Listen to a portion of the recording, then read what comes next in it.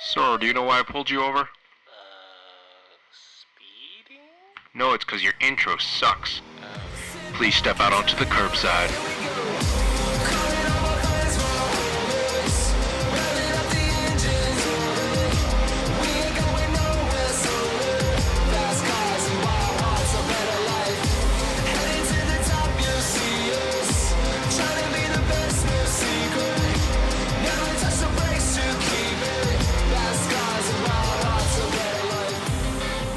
Hey everyone, welcome back Hi, how you doing? to the Curbside Podcast. We have no shame. Yo, dude, like we've been just off air for a while, you know. Welcome to season 2 of the Curbside Podcast. We should do that instead. We should just do seasons, man. Anyway, Who the fuck you is, man? what? Who the fuck you is? I am the Jeffrey, man. The Jeffrey. What was the intro again? Car. Oh yes, this is the show where we talk about cars and everything to do with cars. There you My go. name's Jeff. I drive a 2004 Honda S2000, and I am your Taiwanese American Southern Californian. I actually forgot. Yeah. What's up? My name's Parth. Live up in Bay Area. Drive a 2016 M3. Andrew's not here, which is now we'll get into the excuses. All the excuses. It's not a good podcast unless we have excuses for our absence. Yes. I recently became a flight instructor. Congratulations! Thank you. Now they pay me to fly instead. Instead of you nice. paying them to fly. Exactly. Nice, dude. So Congrats, dude. was busy with all that shit. And then we had an episode that came out in June, which we recorded in May. Yes. So that period I was also busy with my commercial, trading in check ride. Yeah. Then Andrew I had gotten started a new working. job. Andrew's at a new job, so he's fucking busy. Which is why he's not here today. Yeah. He's probably slaving away on some project Yep. somewhere. What's your excuse? I had work and stuff. Same excuse as always, Good. you know. Good. Come good. back from work, feel like editing 1-hour episodes.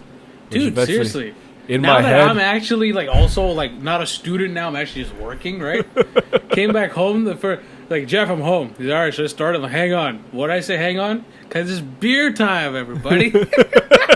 Needed to grab a beer, some beef jerky, some fucking Planters peanuts, and sit down and just sit down for a second.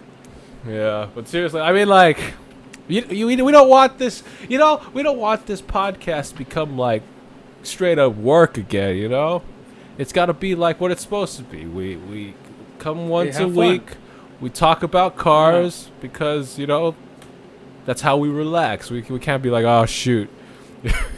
Gotta record the podcast now, which it started to turn into. Like that. Yeah. I was very much looking forward to today. Yeah, exactly. Since we talked about it on Tuesday, I was like driving home today. I'm like, fuck it, I'm gonna pop a beer, get all there with Jeff, just do some bullshit. Which, by the way, we don't have a plan today. Yes, There is no plan. We usually have like a fucking Google Doc with the the topic and then the news, and everyone puts in their bullet points and what's the order and shit. Not Ain't today. got none of that today. Yeah. Good news is, here's the advantage. Here's the advantage of not doing shows too often.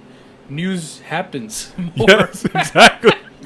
It went from, man, what the heck do we talk about? There's no car news this week, too. Hey, there's all the car news because we missed out on 4 months of car news. And then we have our own experiences and stuff with cars, which we're thinking in our head, like, oh, that would be a good topic to talk about on the podcast. Yeah, no. Speaking of which, funny thing, short story. The other day, so my neighbor got a new Kia. I think it's like a K8 or something. Oh. And it's got the new logo on it. And my dad and I were heading out to go to buy some stuff, and we got in the car. My dad looks ahead, he's like, what car brand is that? I'm like, Dad, that's a Kia. And he's like, that's a Kia? Why'd they change their logo to KN? Dude, that's what it looks like. 100%. Dude, I was like, yup. KN. They really. I don't know what they did with that logo. Dude. Well, I also have a Kia story. Yes. So, I don't know if you guys remember, but our family got a new puppy back in November last year. Well, that puppy is now a dog. She's big. She's now a 70-pound German Shepherd. 70 pounds? Jeez. Yeah, dude. She's a. Thing is, she's still. For me, she looks small because Duke is a 120-pound golden retriever. Jeez. So I look at her, I'm like, she's still small. Then I'm like, compared to other like normal dogs, I'm like, okay, yeah, you're a big dog. Like you're a regular big dog. Duke is abnormal, who's the golden retriever. Sahara is normal. But anyway, so now she's big, right? And we would go do trips and stuff, like, day trips, and we want to take like the dogs, or like we're going to the cabin out in the wine country or something like that. Bro, the X3 is tiny. Bro, the X3 is tiny, dude. And I've been getting I remember I told you I've been getting upset at the X3 in general for the past year or so. Because it doesn't drive like a car, doesn't drive like an SUV, doesn't really have much room in the back. It's basically a lifted 3 Series with a hatch. Now, these modern day SUVs aren't SUVs. They're lifted hatchbacks and wagons. Especially when you get down to freaking, the Mercedes GLA.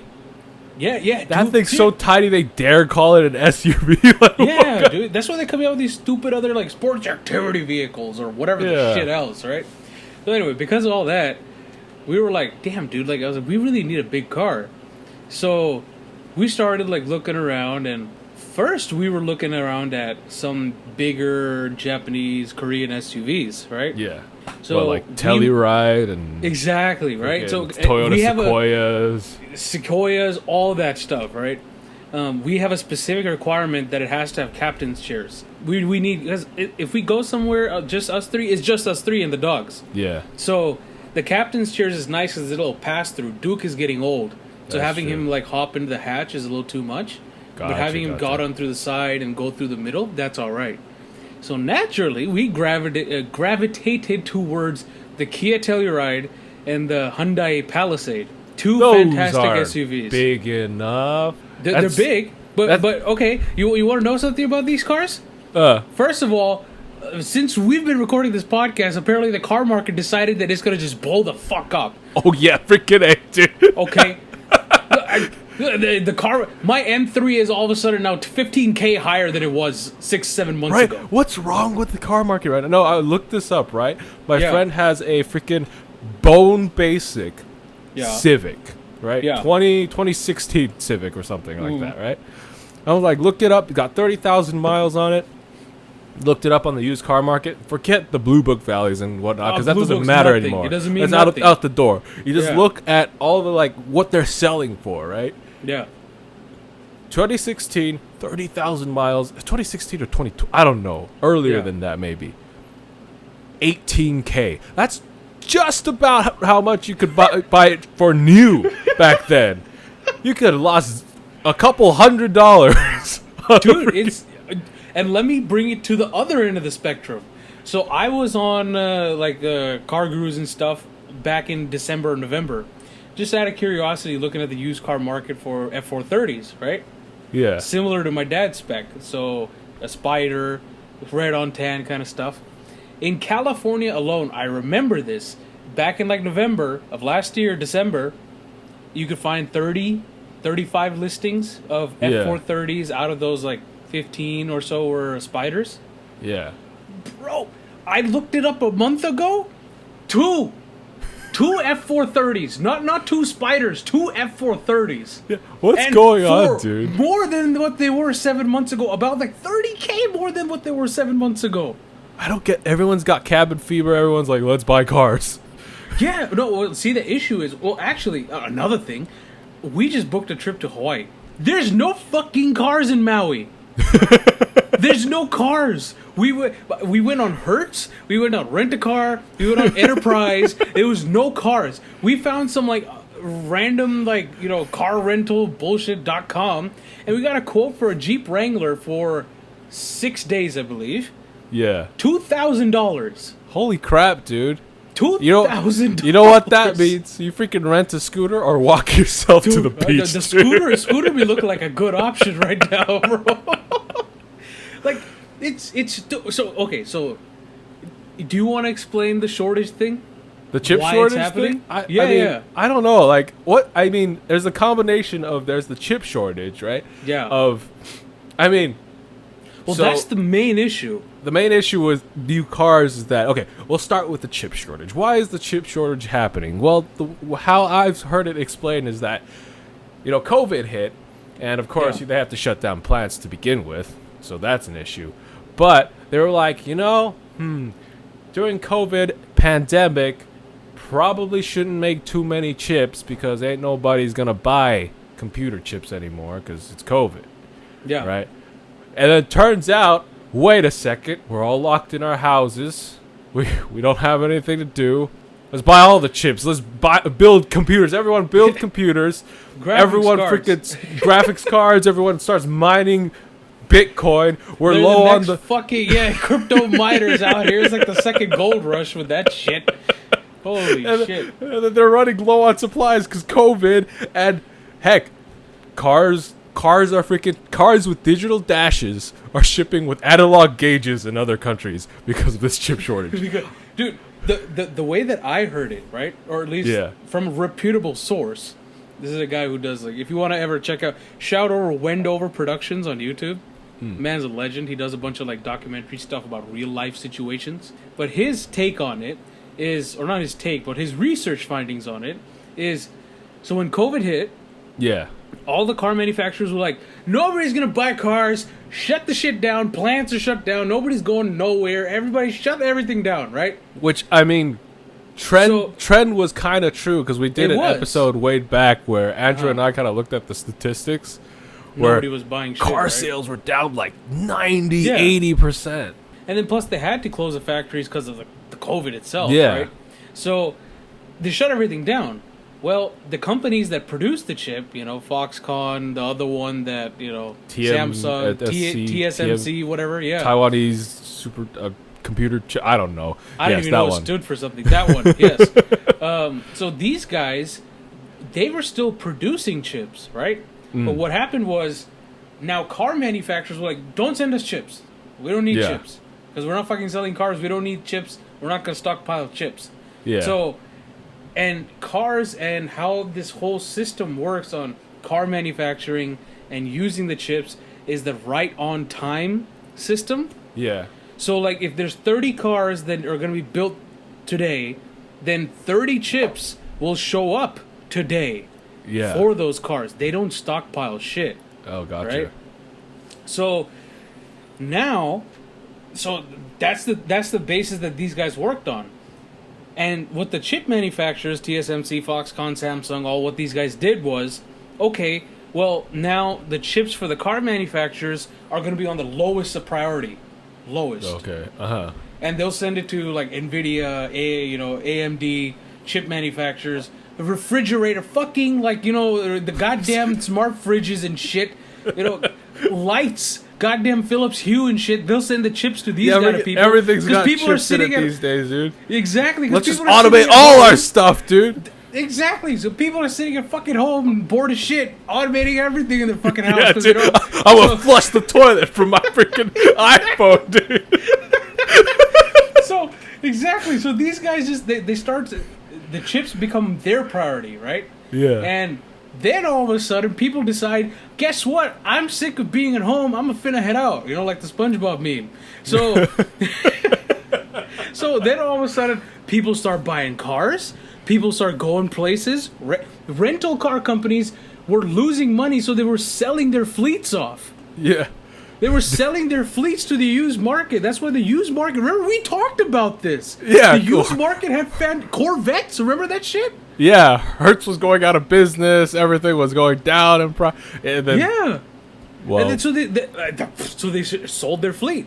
So rental car companies now, all of a sudden, because travel's back up, travel is currently 20% less than what it was at peak 2019. And 2019 was one of the best years in aviation. Commercial aviation. Yeah. So it's just 20% shy of that right now. Imagine what it's going to be in another 6 months or another 6 months, right? When people start getting even more cabin fever.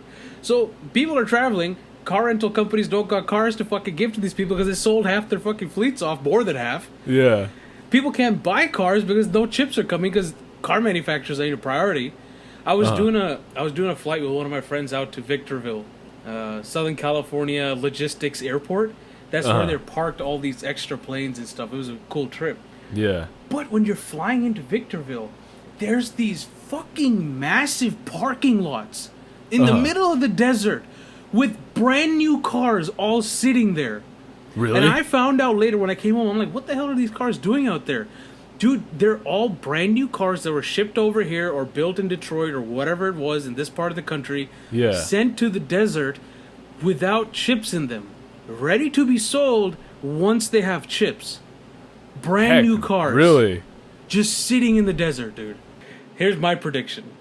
Eventually, manufacturing will catch up and all that stuff, right? But now, car manufacturers are going to have brand new 2020, 2021 model year cars in the year 2023, 2024. Yeah. How are you going to ask brand new MSRP price for a 2-year-old car but it's not used? Yeah.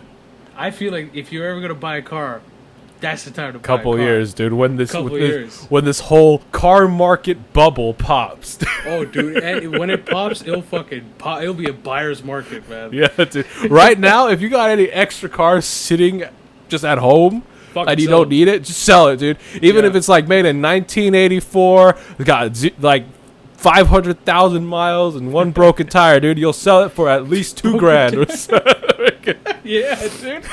It's ridiculous, dude. It's stupid. So basically tying that back in with the Kia stuff we started off with. Yeah. So we were looking for an SUV, so Kia Telluride, Hyundai Palisade caught our attention pretty quick because they had what we needed and they're well priced. Like you can get a fully loaded Telluride or Palisade for less than what we paid for in the X3.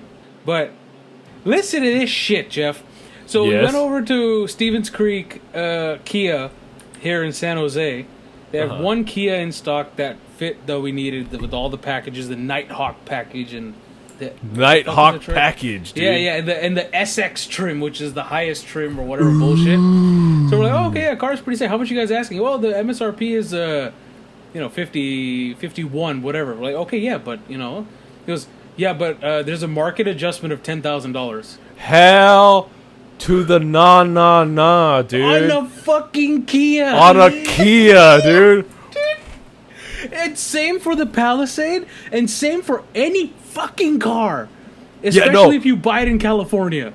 Yeah, no, I went to the Subaru dealership because I was getting my car serviced. And I mean, well, first of all, the freaking lot had like two rows of cars. Yeah, dude, that's it. Like, what the heck? And of course, the new Subaru Wilderness version of the Outback was there. Same one of thing. them, probably. Just one, sitting in the showroom. $10,000 markup on it. Stupid, dude. So I was like, we were really kind of like, okay, we're gonna get a car. I'm like, okay, how about I do some research and see, because there has to be some motherfucker in this country selling a Kia Telluride or a Hyundai Palisade at MSRP. So went into the forums, and next thing you know, apparently the Kia Telluride community is like a fucking pop-in community, bro. That's one thing that came out of this research. And like, people love their Tellurides, apparently. Like, love them. And they're fantastic cars. I mean, they look great. I don't know. They do. I know we have a friend who would get pissed off with us saying this. Yeah. Fuck you, Grant. So,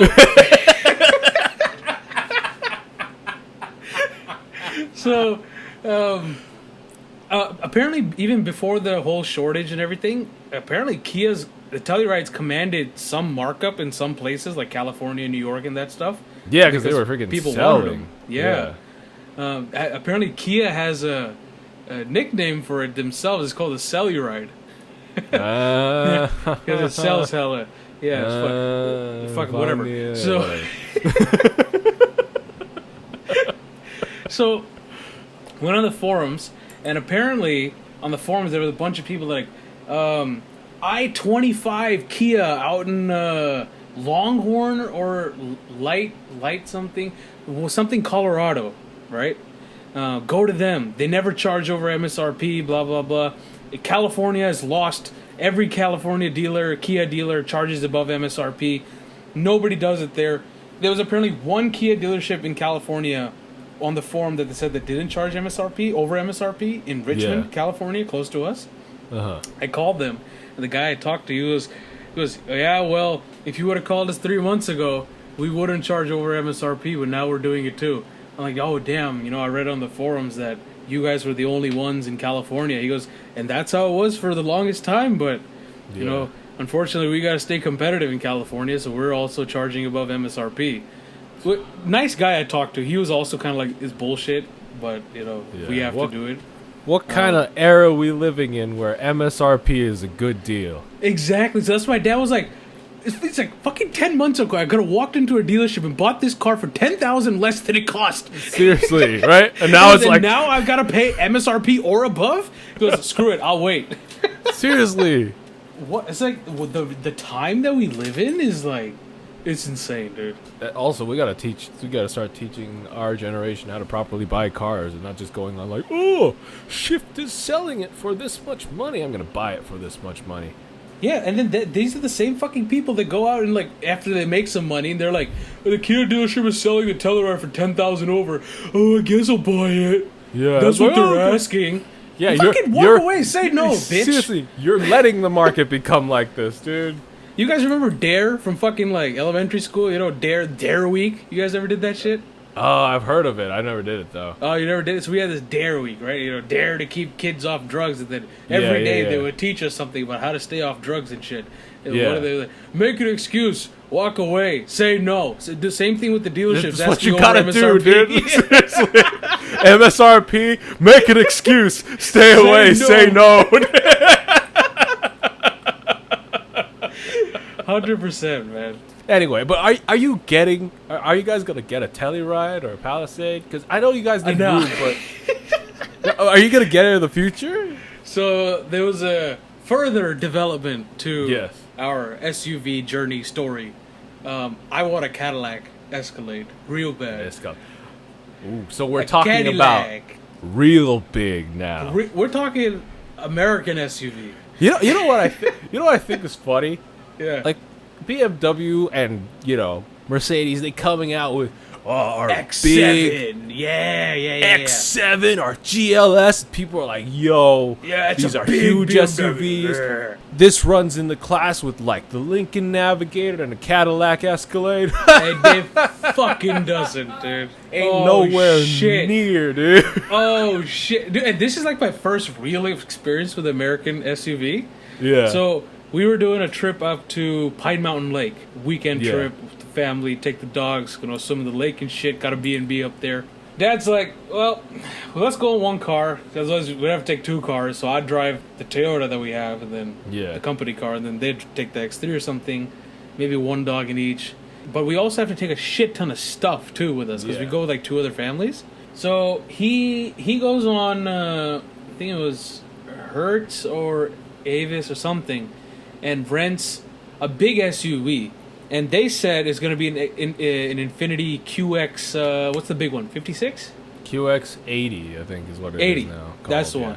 The big one, the biggest one. It's a big boy. It's quite a big boy. Yeah. So we were kind of using that opportunity to see different cars that we might want to buy in the future, right?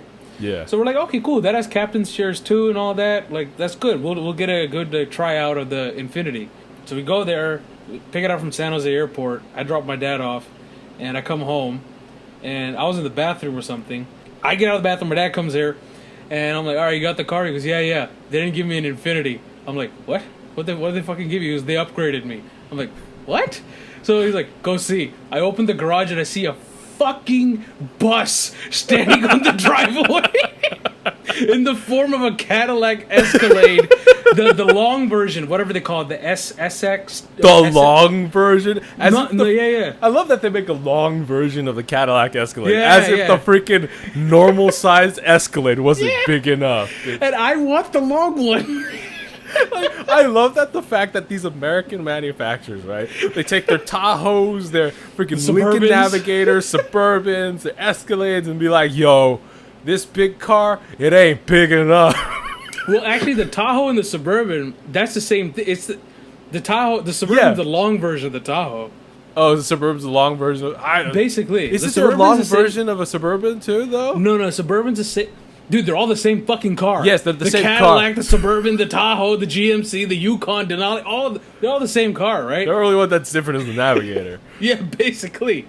But they're all the same car. So the Cadillac Escalade, I think they call it the SXT or something like that, which is the Yeah. long version, is Yeah. the same length as a GMC Yukon Denali XL. XL. I love, XL. Yeah, got it. XL. Freaking XL, dude. I did research on this, right? Because I'll tell you why after the story. But the Tahoe, the regular Yukon, and the regular Escalade are all the same size. They're all the same fucking car, too.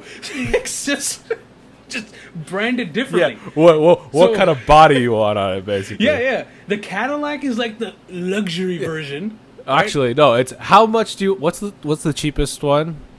I believe it's the regular Yukon or the Suburban. Gotcha. It depends. Yeah. So what we're saying is, all these cars is how much do you want to spend on a Yukon? Exactly. Yeah. How do you want your Yukon to feel on the inside?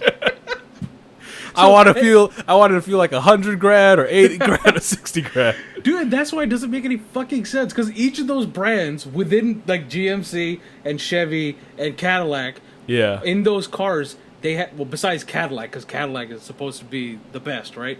Yeah. In Chevy and GMC, you have trims of all those cars, starting Yeah. with like the base version up to like Sierra High High Country, Sierra, High Country, High yeah. Country, fucking Superman edition shit, and you're just like, okay, well this costs the same as a Cadillac. It's gonna be- And then same with the GMC Yukon. You can go with the Sierra or the Denali with everything on it and all Yeah. the shit. But then you're like, well, this costs as much as a High Country. So it's like, what's the difference? It's like, should I buy a $100 Banana Republic coat or a $100 Old Navy Gap coat or something like that, right? What's the difference? So that shit I don't understand, right? I Yeah. think it's just literally like, what features do you want at what price point? All right, If okay, you- but hold right? up. I think that's hold what up. it is, huh? Hold up, though, right? You say that he's like, they're all the same car, right? Yeah. The best deal would probably be getting the cheaper one, but tell me, Parth, which one do you really want? The Cadillac. Exactly. Dude, and the new Cadillacs are fucking sick, dude. With the fucking the display and shit. Oh yeah, like With the freaking round, yeah, like curved the display thing. Mercedes, like all kind of Mercedes-esque, like LED. Oh no, it's an OLED display. Oh yeah. It's a fucking OLED display. Did with you guys their, get that version of it? No, we got a 2020, so that's the last gen. the one. previous body style and everything too. Yeah, I will say, like, for me, I prefer the Navigator. Cause I do too, but that costs more than the fucking Escalade. Actually, Does it really? Yeah. Oh gosh. I don't understand that. You get the freaking Lincoln Navigator Black label, where it's like Yeah. 100 grand. But it was because like the last time I sat in an Escalade, it was like the same generation you had. It was at the auto show, and I was like, the front was nice, right? The front was like, ooh, yeah. Front's nice. It's real. And then I get to the second row, I'm like scratching at things. Yeah, It's like freaking the entertainment system felt like it was installed at Radio Shack, and I was like, I don't know how it is like with the newest gen. Oh, we seen it. How is that? It's fucking nice, dude. Like, you go in there, you're like, okay, X7 for like $150,000, or this for about 120. I want this. Right? You know, Right. it's like, well, 120 is like pushing it, kind of like the top or higher end, right? You can get a Cadillac Escalade SXT, the long wheelbase one, with the features that we really want for about 80 to 90K. I mean, that's MSRP. Who the fuck knows today how much it goes Today for? is like 200. Yeah. I mean, that was the biggest selling point of American cars in the past, which was, okay, the car's 80K, but they'll give you like a 15K discount right off the bat, and then you can negotiate some more too. Yeah, not Right? anymore. Not anymore. But the new one's nice. I kind of agree with you on the second row of the previous generation. Yeah. But I will say this. For that car, so when we got that car, we left on a hot day. We got to Pine Mountain Lake on a hot day. It was like 110 degrees that day up there. Yeah. We started the car in Fremont. Drove, AC blasting, which also, by the way, American cars know how to fucking make an AC system, by the way. and not just like that it blows cold, but also the fact that the rear seats can adjust the fan speed in the back, you know. The vents are on the top, so the air actually comes down on you instead of on the fucking sides or in the blower kind of thing. So American people know how to make a goddamn AC system. That engine started in Fremont, did not shut off till everything was out of the car in Pine Mountain Lake. The engine was on nonstop for about 4.5 hours, including a 45-minute lunch break that we took, where we got lunch, we're sitting in the car in a parking lot with the dogs in the back, with the AC running, with the engine running, enjoying our food, because it's a fucking American V8. You could throw a goddamn nuke at it and it'd still run. Like that was the amazing part. They were just sitting there, not worried at all about the engine's running or whatever. Yeah, we're using gas and stuff, but honestly, we didn't even use that much gas getting there. We paid a total of, when we returned the car, 120 miles each way. It used up 20 gallons. Okay, not bad actually. It's not that bad, considering also we were not economical at all, and it was going up mountains and stuff with a bunch of shit in the back. So heavy loaded car. But the second row, dude, like, we have an entire bus behind us with enough room for all our stuff. The dogs are sitting there as if it's the goddamn living room of our house. Right? Like, Sahara's small enough that she's actually just like kind of walking around and changing her position. She would go to the back of the window to see what's going on, come to the front, and like just do whatever. Like, as if she has like freedom in a car, right? And I'm sitting in the second row in the captain's chairs, because those have captain's chairs, right? And it's like an S-Class. I have all the legroom I could possibly want. My mom has all the legroom she could possibly want. And I got my stuff over here. I was on my iPad fucking chilling, you know, just having a good time. And like, it was like, I was like, this is why you buy this thing. Yeah, that's the thing, right? Like back then, I couldn't understand why you would buy this kind of car. Like, they're big, they're excessive, they can't. Gas mileage is shit. They're all V8s. Yeah, and you're like, why would you get this? You could fit 7 seats in like a Honda Pilot. Exactly. But now we know, right? You can't we know. you can't fit 7 seats in a Honda Pilot. You can fit 7 seats in a Kia Telluride, a Hyundai Palisade, whatever, right? But nothing beats sheer, huge American size, dude. Nothing. 100%, dude. 100%. Like, except the minivan, okay? But minivans are magic. I will make that argument because we were looking at some minivans as well, including the new Kia Carnival, which is pretty sick. I mean, I guess you got freaking, as far as minivans. It's a minivan. Yeah, they did try to mask as much as they could the minivan. The minivan look, right? Minivan-esque of it, yeah. They're like, oh, it's an SUV kind of, not really, but it's a van. But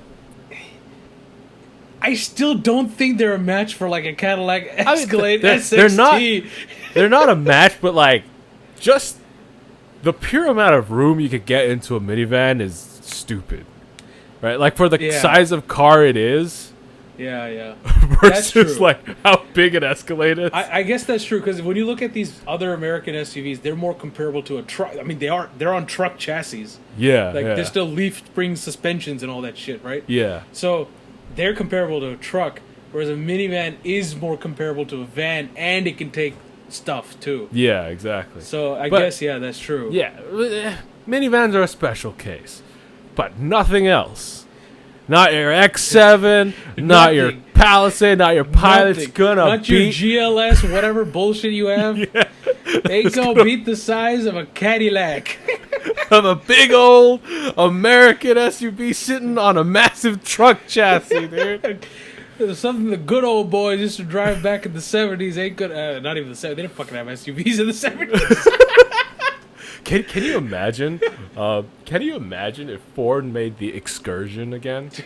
Right? Because back then, Excursion was huge, right? Yeah. Because it was built on what would be equivalent to the freaking, like, what are those commercial trucks nowadays? It was built on, like, a F-650 chassis, right? And, I mean, now you see an Excursion on the road. It's not much bigger than a Lincoln Navigator. But imagine taking that same idea and making it like now. Modern day. Yeah. Because the Ford's biggest one is the Expedition currently, right? Yeah, Expedition's currently. Yeah. But Excursion would be bigger than that. Yeah, exactly. Holy shit, dude. You have a straight up like RV or whatnot. Yeah. Out of all of them, which would you would have the Cadillac? No. Yes. I mean, we're talking if money was no problem, Cadillac, 100%. I felt like, and I'll tell you why too. So the next day, me and my friend, we were out Pine Mountain. We're like, all right, let's go for a little bit drive. We head towards the road that goes towards Yosemite. We weren't planning on going to Yosemite, but they're just on the road there. So first time I was getting to drive it. Before that, my dad was driving it up there. I was like monitoring the dogs and stuff. So that's when I got to drive it, and man, it was nice. Like.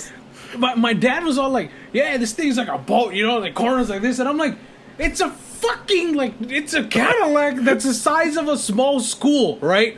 Like, why are you comparing that? Why are you even talking about the cornering capabilities or the whatever it is, right? So like I drove You gotta tell your dad, it's not like, Dad, it's not that you're comparing this to a car, Dad. If you're comparing it to a car, you're gonna not be impressed. You gotta be like, yo, this building corner's fantastic. Nice, exactly. And dude, that's the way I was driving. I'm like, all right, dude, I'm in a Cadillac, play some music, whatever shit, right? I just cruising, bro. It was such a nice. I haven't enjoyed a car that cruises that well since the S-Class that we used to have. Just a cruiser, dude. Fucking one hand on the wheel, just like. Driving and not giving a shit. You're not taking corners hella fast, but you're not going slow either. I'm not trying to hit apexes. Exactly. I'm just trying to relax, dude. If I'm in my Cadillac and I'm trying to hit apexes, there's a problem. I have the M3 for that, right? Like why? That's why my dad's. He is the biggest fucking critic of American cars. He is not a fan, right? Like ever since old times, he's always thought Europeans made better cars. Yeah, I think I'm slowly starting to kind of change his thought process on that. Yeah, because I've changed my thought process on that, and I'm trying to tell him like, Dad, look, like cars can be purposeful, serve a purpose. You have your fucking Ferrari to go apex cornering and clipping all the shits that you want to at, double the speed limit sign that says for the corner. And when you just want to cruise and like have half the city with you, you got the Cadillac. Exactly, dude. That's the thing, right? We as car people like cars with all these like generic SUVs. They're trying to do everything. We could drive on the road. We corner fast.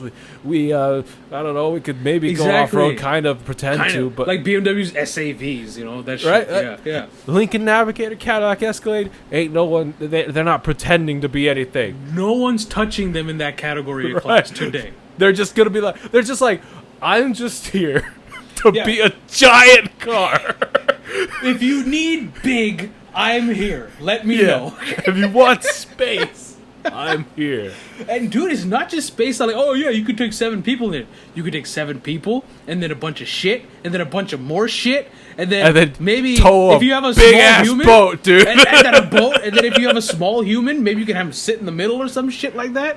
Like, that's what those cars are for. You could bring me a fucking X7 with their captain's chairs and the fancy technology and all that shit, and I would still take a Cadillac over that any day. It's just serve my purpose. Because why am I buying a big ass German SUV that also has an M edition? What the fuck am I gonna do with an M edition X7, bro? I'm gonna go to the track in my 4-ton car. Yeah, like what is that? What purpose does that serve? At least the Cadillac or the Suburban or the Yukon, Denali, whatever. They serve a purpose, like you said, just being the biggest motherfuckers there. Right? Yeah. I mean, Doug, when he covered the Excursion, was that was the point of it. He was like, the point of this car is to You have the first row with all the legroom you could ever need, the second row with all the legroom you could ever, and the third row with all the legroom that you could ever need, and then a trunk that could carry all the stuff you could ever need. Yeah, dude. And I find enjoyment in that fact. Like, or I find that enjoyable. Like in the same way I enjoy the M3 when it goes around a corner. In the same way that I enjoyed the S-Class because of it being like a highway mile muncher without you even knowing what speed limit you're going or speed you're going. Yeah. I enjoyed the Cadillac for just being a sheer fucking monster, but being so comfortable and so insulating and so luxurious. There's an enjoyment in that. Like, I'm to the point that I used to say that I will buy, if you had a 3-car garage, right? You have like one car that's a sports car, maybe one that's a sedan, and one that's an SUV. I used to say one of the SUV was a Range Rover. Fuck the Range Rover, dude. I'll buy the highest end Cadillac Escalade that I could buy, dude. Like, why? The Range Rover can't even fit 7 people. Right? It can't. It can't. It can't. It's only got 5 seats. It's only got 5 seats. That's it. Unless you get a Sport, which third row is a freaking joke. And it's also a Sport, so like now you don't really. It's not really exactly. And I mean, let's be honest, we ain't fucking, out here hardcore off-roading guys where we really need, like, the technology of a Range Rover. Right? I most likely just want to carry a bunch of shit and maybe tow a jet ski or some shit. Yeah, and drive over maybe some dirt roads. Yeah, that's it. That's all I need. In Uber luxury. Yeah, exactly. I really feel that, like, I guess in the part of the world that we live in, especially Bay Area, that concept is lost to a lot of people. Where they would much rather have the X7 because of the badge or the BMW. BMW did it better than fucking Chevy. It's like, well, fucking it's 2 different purposes. The X7 doesn't even have a purpose. Nobody knows what it's built for. Right? It's not good at being an SUV. It's not good at being a car. Yeah, it's just it's a big BMW SUV thing. Yeah. That's basically what it is. With a bit more legroom and 2 more seats. In this section, I've always wanted the Lincoln Navigator, but there's a new guy in town that's making me like, what is it? This. Oh, the Jeep, the Wagoneer. The Grand Wagoneer, dude. Bro, I saw a video. Wait, no, I think it's out. Is it out? Cause no, not the Wagoneer. Sorry, I'm thinking of the Cherokee XL. Or whatever yes, they're calling it. The Cherokee L or whatever. The Grand Cherokee L. The Grand Cherokee L. I did see that. I did see that on the road. Those look nice. It looks fucking nice, dude. But if you want the big boy. Yeah. But dude, real quick about the L, I watched a video on the L. Dude, the interior was like a fucking Range Rover. Seriously. Like they legit were like, Range Rover did it this way, we'll just kind of copy it and make it not look like we copied it. But I'm fine with that because it's the same fucking car for like $50K less. Which blew my mind because I was like, when did Americans start making such quality interiors? Yeah. Like straight up the infotainment system and like the switching of the modes and all that shit. It was like straight out of Range Rover. I'm like, what? Yeah, no, seriously. They've got like leather stitched steering wheel too, leather stitched dash, open pore wood. I'm like, bruh, this is a Jeep Grand Cherokee L. The L really makes you think, why the fuck am I paying $150,000 to $200,000 for a Range Rover? Yeah, seriously, it's probably just as capable because it's a Jeep. It's a Jeep. Past a certain point, you're not gonna be like, ooh, this leather feels. Or this bottom bit under the thing over here, if you feel it's a little plasticky, it's like, bitch, you're not putting your hand down there every day. Like, seriously, don't fondle your car in the mornings. But like, I mean, unless you want to. Yeah. Yeah, I mean, if that's your deal. But the big boy, the Grand Wagoneer. So is this like the bigger version of the L? This is big. Right? Talking we saw the big L, ass right? Cadillac? Yes. Okay. This is Lincoln Navigator. This is Cadillac Escalade style. SXT. Yeah. And there's the Wagoneer and the Grand Wagoneer. And I don't know if you guys have seen this, but go look at this car and go look at just like the interior. It's got an insane amount of. There's a screen in front of the freaking. What the fuck? There's a screen in front of the passengers. There's a screen 2 screens in the middle. There's a freaking screen in front of the driver, 2 screens behind the freaking rear passengers. Hey, dude, look at that leather. At least in that photo, that looks like high quality shit. Like, it looks like quality shit. Right? It looks like high quality quilted leather. You got nice wood. Look at that center console in the second row, dude. Yeah, and as we talked about earlier, as we see in these pictures, what do we see? That no GLS X7 is going to be able to match. Motherfucking space.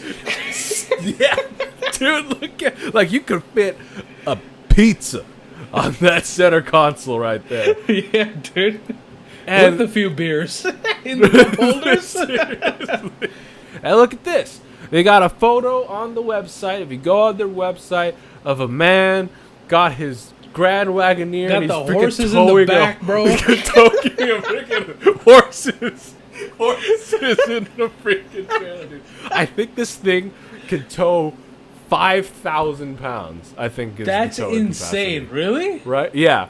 And this could actually, I mean, it's not free, like we talked about, like it doesn't have to do this, but this is not a Wrangler, but it could do a good amount of light off-roading, which is kind of nuts, right? Like imagine the thing the size of the Coliseum going through Death Valley. Right? So that's what we're talking about here. Oh shit, that's big. That's big. It's like a taste of old American cars, you know? But with the refinement of modernness. Right? America's has finally found its calling in making cars. I'd say a formula. I'd say formula. The reason I say formula was because American cars have always been big, right? Since the first fucking Chevy Suburban. I mean, they tried going small. That was the wrong idea. They tried making all these like weird compact cars to compete with the Japanese, and it just doesn't work out. But they're like, all right, we make big cars. We do. We'll just make them nicer. That's it. Right? What a fantastic idea. Great. Seriously. This is great. It takes you back to the old times of, I mean, like, American cars at one point were nice. Okay, like, let's talk about this, right? The newest Grand Tour episode. Yes. Special. Which, that's another thing that happened while we were away. What they focused on was American cars. Right? Americans made some in Scotland, but Americans made some crap, okay? Yeah. But like, I think there's a line in the show where James kind of sums it up when they're going over like the great things about American cars. Yeah. Right? It was like, this takes you back to the day where there was just pure, unashamed excess. Yeah. Right? Right? That was what American cars were all about, right? Back then, you had a 50-foot long Cadillac that could see 2 people. Right? Except now it makes sense, because it's huge and you can fit 7 people. And your horses. And all your luggage. And your boat. And your dogs. And go off-road. And go fishing. And it's nice. It's actually nice again. Right? Like, remember that period for American cars and American car manufacturing between the late 90s till, I would say, the mid-2010s. Yeah. It wasn't a good time. Everything was plastic. Everything looked shit. Like, yeah, they basically, they went to the same people that made, like, you know, the Cozy Coupe or the little Tykes cars, you know? Yeah, yeah. They went to those manufacturers like, hey, can we borrow some of that and put it in our cars? Basically. But I've said this before on the podcast, Jeffrey. I've been saying this shit since last year. Watch out. I feel like American cars are really going to start catching on in the next decade. I agree with you, dude. I agree with you. America is on some stuff. Like, America is doing things right. The thing is, look at those buttons. Look at that screen. Look at those fucking vents. It's like if you didn't car guy. If you don't know, like, if you were to show to somebody who wasn't a car guy, they're like, what interior is this? Oh no, Range Rover. Yeah, I dude. wouldn't No, blame them. If I went back to the early 2000s and you told me this was a Jeep, I would have laughed in your face and said, you're an idiot. You know nothing about cars. Yeah. I'm telling you, man. This, dude. This is ridiculous. I feel like the next 10 years, people are going to start waking up and realizing the Europeans have been fucking charging a lot of money for their bullshit. which Yeah, can be 'cause- bought for a lot less. Right? Because you look at this Grand Wagoneer, right? Yeah. What? Let's build and price this thing, okay? All right, let's just go up, all right? Series 3 Grand Wagoneer, highest trim, $103,000 and 995. No, that's not. $103,995, not 995 cents. But how much Range Rover can you get for that? Go check right now. Autobiography highest tier Range Rover. How much is that shit right now? Go on their website. 100. I'm not even on their website. I could see it in the Google search. starting at $131,000 for a freaking autobiography. How much less car do you get for a Range Rover? And the thing is, with American car companies, I've noticed this because I told you I've been on the configurators and all that shit. If you choose, like for example, the Series 3 or the Obsidian or whatever, there's not much left to add. Like there's not like okay, $99,000 plus $50K in options. It'll be $99,000 plus like $10,000 maybe in options. You know, because exactly, it's not, like, and they're just like, okay, if you want more shit, why don't you go for the $103,000 one? Yeah, exactly. What? Look, second row seating group, $0. Yeah, exactly. That's it. That's all the options we have. Yeah, look, like I choose three packages and I'm done. If I want to add more price to this, Yeah, That's interior it. probably change the color of the seats and all that, but like yeah, whatever. like America's really doing something right here. Because I mean, you're gonna say like, oh, Land Rovers, they off road and stuff. It's a Jeep. Half you Just to do motherfuckers, that no, too. and not just that. If fucking 80% of you motherfuckers who saying that shit, they probably haven't even seen a dirt road. Right? Seriously. Driving The around closest in Beverly the Hills. closest get to the the closest thing you get to an off-road trail is a sandbox. Or fucking Burning Man festival in the desert. How you fucking trippy, or not trippy, hippie? Also, America's not just doing the excess, the ridiculous expensive stuff well too. Another thing we missed during this entire thing was Ford came out with a new truck. Yeah. It's the Ford Maverick. All right, sure you guys heard of it by now. It's a little baby thing. It's a little truck, all right, okay. Oh, wow, it's $19,995, dude. You can't buy a Civic for that much little money.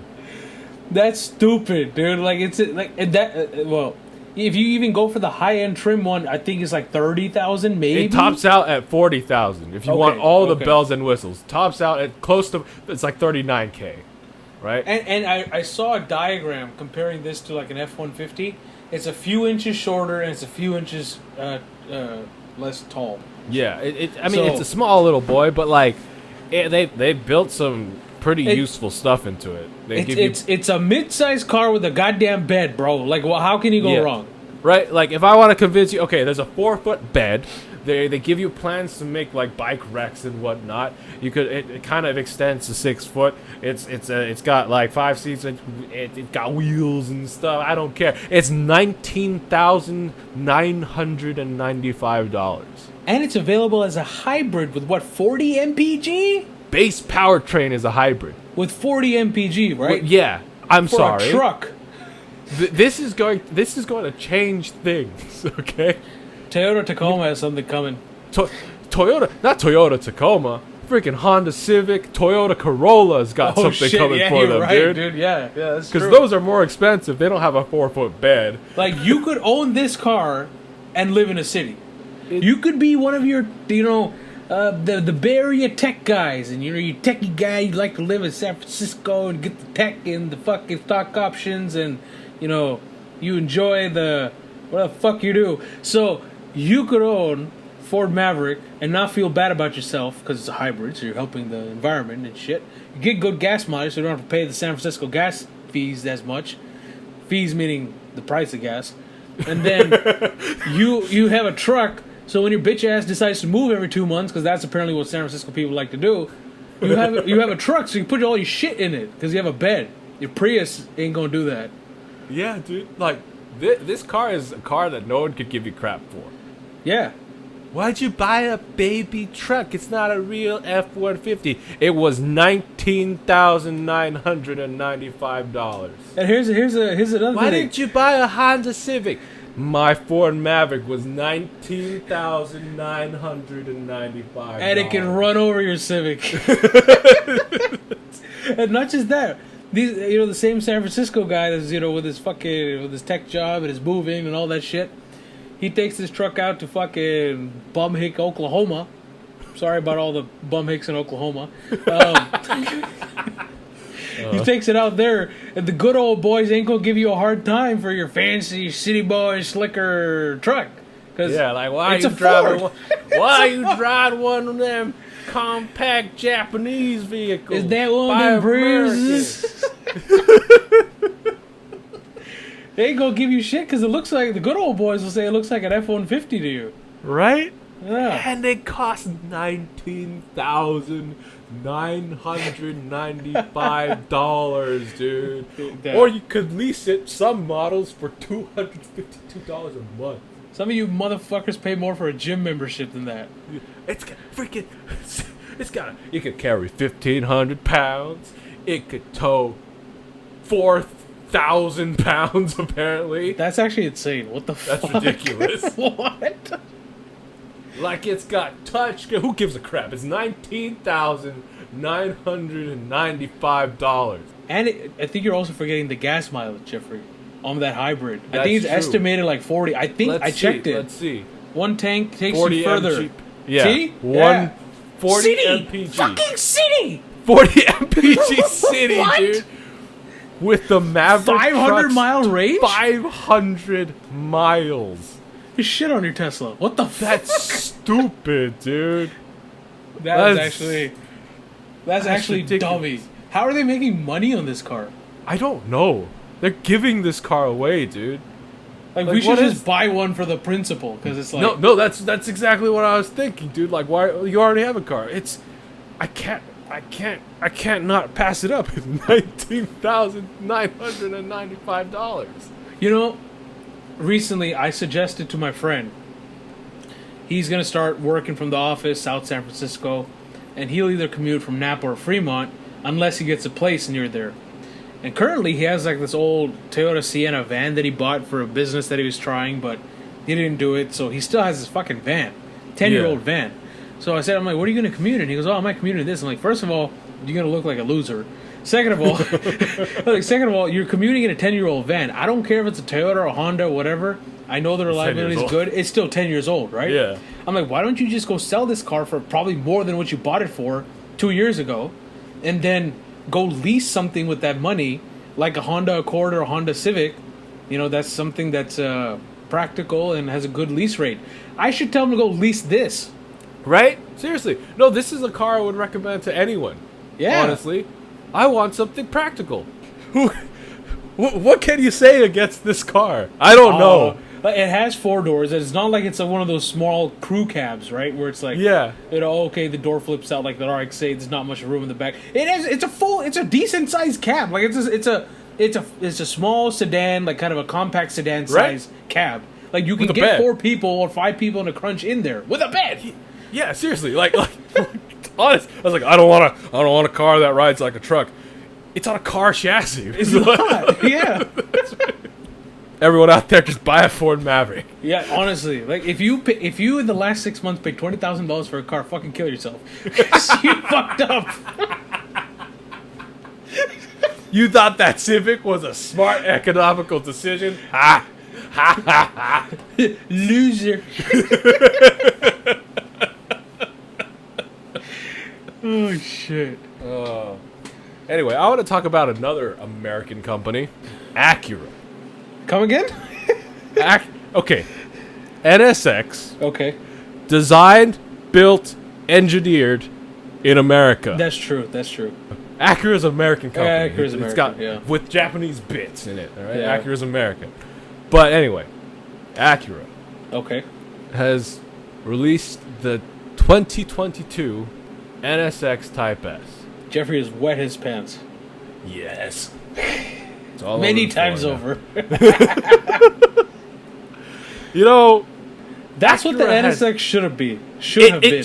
This is what it always should have looked like, right? Yes. I like how the NSX looked, right? I do too, actually. Yeah. But when this came out, I was like, yo. Yeah. Like, I mean, for me, I still think the NSX in the future will be a value car. Right now, it's not, right? But I still think the current NSX, like the hybrid system, whatever, it's Right. going to be more than what it is today. I 100% believe that. Like, even so now, because this NSX Type S, right? Okay, Well, I mean, the first, Type S is going to be rare to find, so it's always going to be more. Yeah, but the thing is, this is the send-off for the current generation NSX. Yeah. There's a new one NS coming.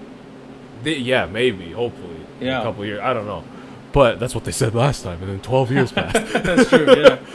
But, like, this isn't like the NSX before, where it was out for like 10 years, maybe? Yeah. This hasn't been out Kind that of a long. short lifespan on this one. It's short-lived. So the NSX Type S, a little bit details. It's kind of lighter, I think. It's got 600 horsepower now, which is nice. Oh, shit. Yeah. They're only making 350 of these. All right, well, my statement still stands. That's less than a LaFerrari, bro. What the Yeah. fuck? They're only making 350 of these, and no normal NSXs this year. That's it. This is all they're making. Right? Man, they really... Wow, all right.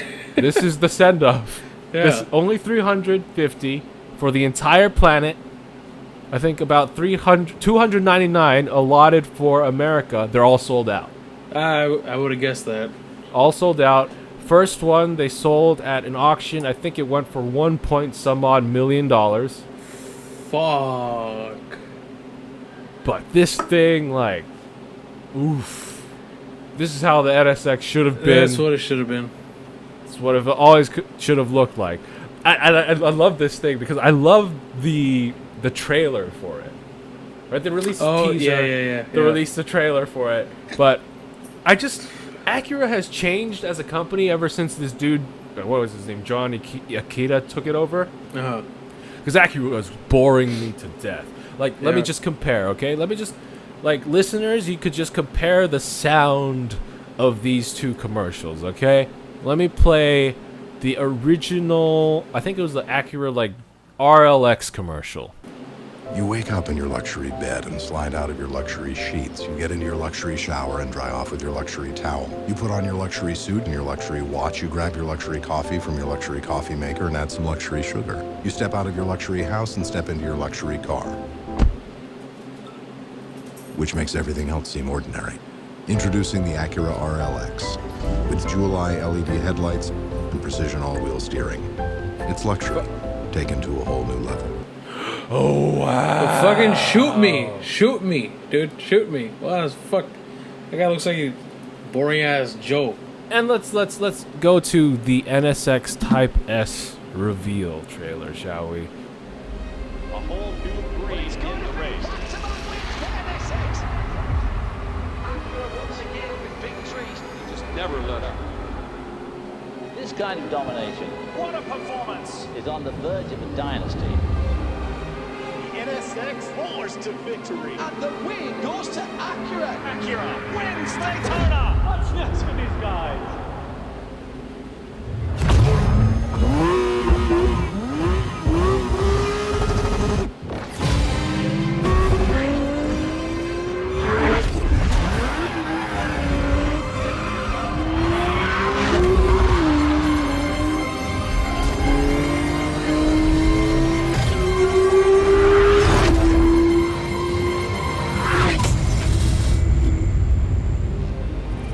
A whole new breed in the race.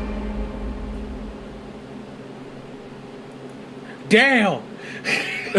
So let's just compare how those two. Fuck the luxury guy. Like, what the- Who cares about him? Oh. He can drink his luxury tea with his luxury fucking sugar. What was it, right? Yeah. Yeah, I'm so glad that they got rid of that when this new head officer or whatever Boss they call man. him, Boss man, Yeah. took over Acura, that he went back to Acura's roots of precision crafted performance. And not just that, I like how they embrace the heritage too. right? Right? Like that's nice to see these guys doing. Yeah. Speaking of embracing heritage, Acura is doing another thing. They announced this, I think, at Monterey Car Week or sometime during that time, with a single picture. They announced that in, I think, 2022, they're bringing back the Integra.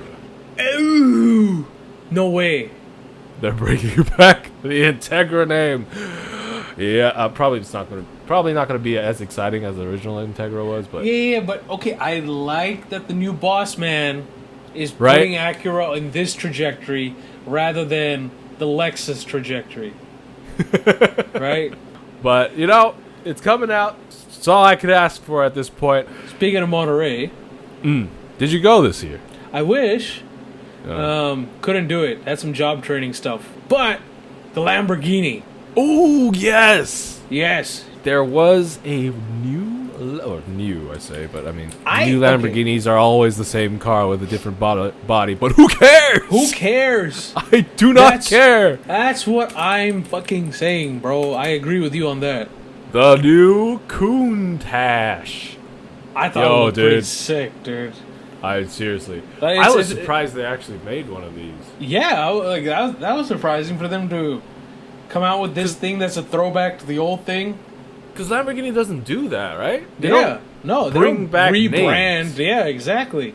Especially of their mid-engine V12 big Yeah. cars, right? They're big boys. Yeah, they don't So- go retro a lot. I mean, they don't go retro at all. They'll do like those one-offs, like the Reventon or like the Yeah. Sisto Elemento, that kind of shit. But But none of those are like old they're not names. throwbacks to anything. Yeah. Yeah. So this was, I thought it was sick, and people were like, "It's a Lamborghini cash grab, bitch! It's Lamborghini. Everything's a cash grab. Doesn't matter if it's Seriously. like why That is was it the whole. That was the whole point of Lamborghini, right? It's not like, oh, look at my awesome Yeah. performing car. No, it's look at what my car looks like. Yeah. Does They're your like, car look like that? It's like Lamborghini's doing this for the money. You know, shit, bro. Like, I mean, how much does an Aventador cost? Like, what the hell Right. does it? What does that have to do with anything, right? So when they came, I thought it was really nice, and I really like the front end. It's really, really Countach-esque. Yeah, I think it looks like a Countach from like the top view of it, the back, I don't know, all of it, except the Yeah. interior, because it's just that's the part you don't want to look like a Countach, because Yeah, you don't. Countach's interior was designed with a ruler. And hopefully the reliability as well. You know, that's, Yeah. yeah. But look at it. Yeah, I think it's amazing. People who are fucking like giving shade towards it, I'm like, shut the fuck. You're not. Well, none of us are gonna afford it anyway. So Right, seriously. just enjoy it for what it is, bro. Almost forgot, but the darling of the car guy community, the darling of the car enthusiast community. Doug?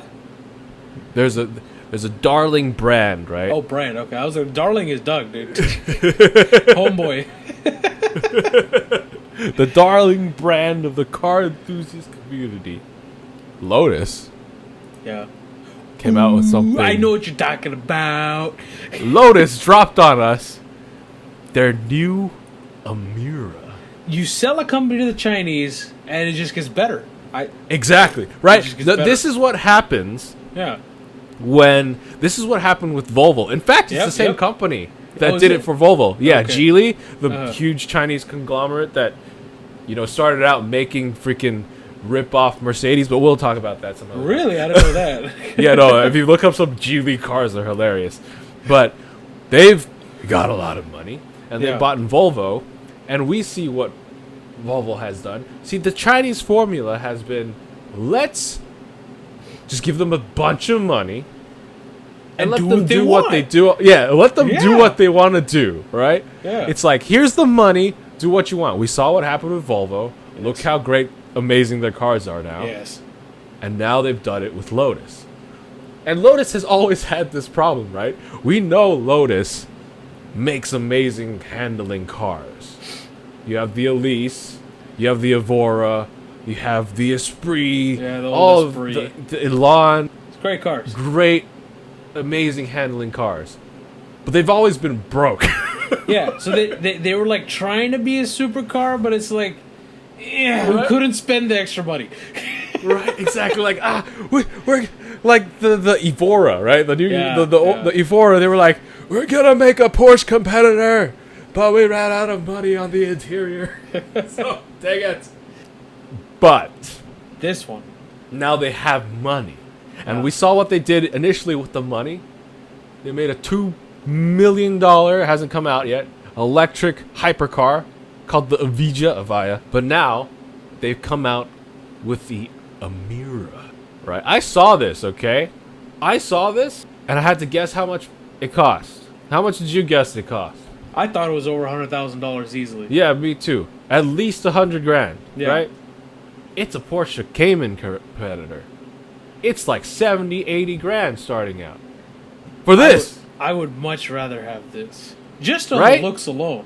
Like, Just on the looks alone, this has the performance looks of what a GT4 Cayman has at much more than $100,000.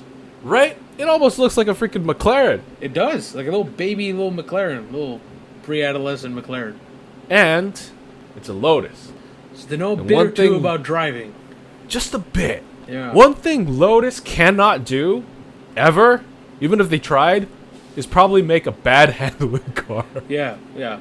And you just know, right? Just Well- by looking at the fact that it's a Lotus, this is going to be an amazing car to drive. It's not going to be as good as probably as good as an Elise, because that thing's a go-kart.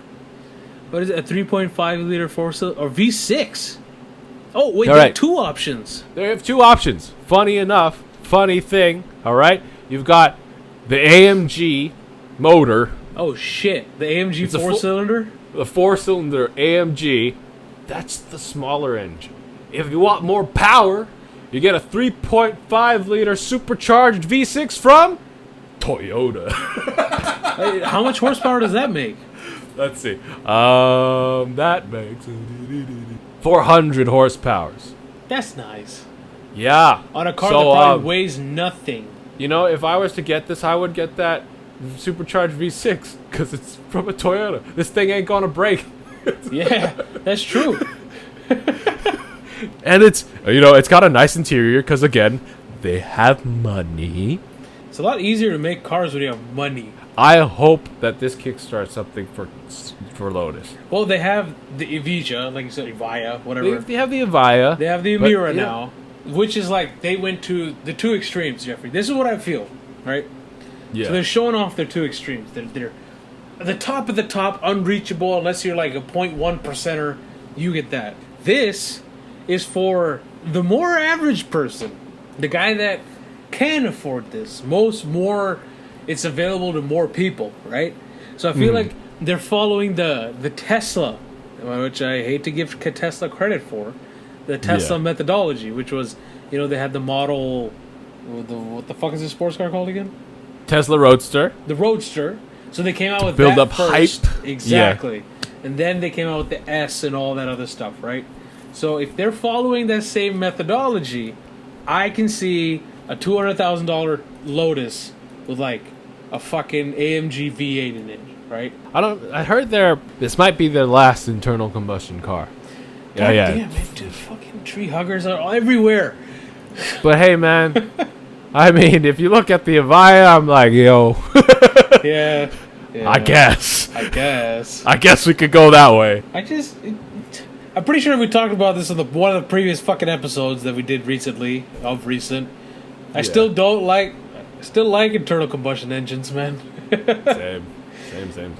But I could see them making like a $200,000 Lotus that Yeah. competes with fucking Ferrari and all these other guys. If they're getting that Chinese funding, literally, I mean, their imagination is the limit. Right? The sky is the sky is too low for a limit. Yeah. Look at the Chinese sky. That probably goes a little higher. All right, everyone. That's gonna be our show for this week, man. I think that was a long show, wasn't it? We owe it to the listeners, at least. We owe you for a long absence. And speaking of which, for those of you who happen to be still listening after our hiatus, Fucking those thank of you. you who even make it this far, thank you so much. Yeah, holy shit. Like, I mean, I don't expect anyone to be here, but if you're still here, thank you. Yeah. Right? Like that means a lot because this is fun to do, and it'll be. It's also fun when people listen. Yeah. I hope you enjoyed this show. It's got no break in it to annoy you guys. But Nothing. Just pure fucking podcast. That's it. Exactly. Yeah. So, look forward to more of our episodes, hopefully. Yeah. Now that life's, I'll say at least for me, now that life's more predictable. Everything should be back. Should be back online a little bit. Yeah, hopefully we'll get you out more episodes. As always, you could find us at thecurbsidepodcast.com, where you could still listen to all our episodes. You could go to youtube.com, look up the Curbside Podcast, because we don't have a big enough following to have a proper URL yet. But you could watch our videos there. You could listen to us on all your platforms that you get podcasts on Podcast, Google Podcasts, Spotify, and whatnot. TuneIn, Stitcher. I still remember this. Yeah, exactly.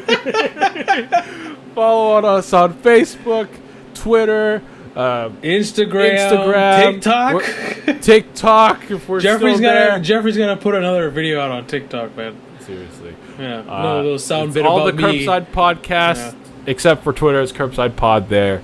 And yeah, anything else to add? We have an email.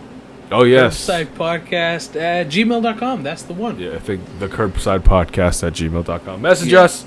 I know some of you guys have been messaging us on Instagram. Thank you. Yeah, send us more DMs. We enjoy the conversations we have with you guys. Recently, we were. If you guys remember the episode where I was talking about what car I wanted to get, we talked. One of you listeners talked about the RS5. Then a few months later, we got a message from him saying, "Don't get the RS5." Yeah. Shout out to Gains by DRJ. Yeah, that was we all were laughing on that one. And as always, guys, my name is Jeff. I'm Parth. Remember, drive safe, and life is too short to drive boring cars. Doses.